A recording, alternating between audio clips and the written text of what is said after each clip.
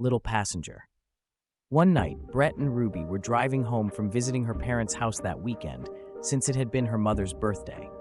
As they cruised down the long, dark highway, they chatted back and forth, exchanging stories. "Did you know that there is an urban legend about this highway?" Ruby told her husband. "They say a long time ago, a little girl went missing from her home, was kidnapped by a local, and never returned." "It's just an urban legend," and Brett told her. "Maybe the old folk made it up to get kids home before dark." "Well, I think it's true," Ruby pouted. The radio, playing soft music in the background, faded and blared crackling static.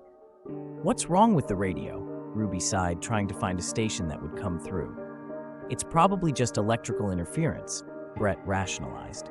It did not take too long for the radio to return to normal, but on the right side of the highway, a small girl was waving at them to pull over.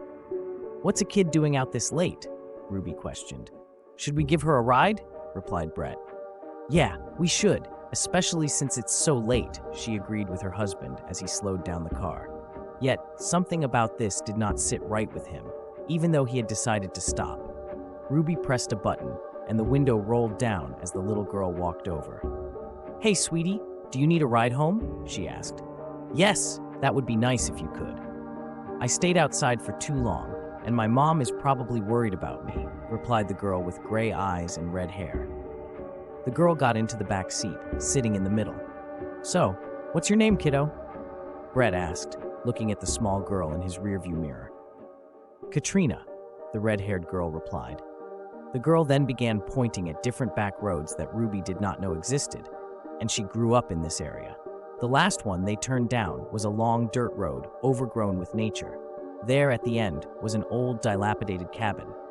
Concerned, Ruby turned to ask Katrina if she was sure this was right. Since it was dark, the roads may have looked different, only to see that the small girl was no longer there. "Huh? What is it, Ruby?" her husband asked, noticing her confusion. She looked into the rearview mirror to see why she had been so bewildered. There was now an empty seat in the back seat where Katrina had been.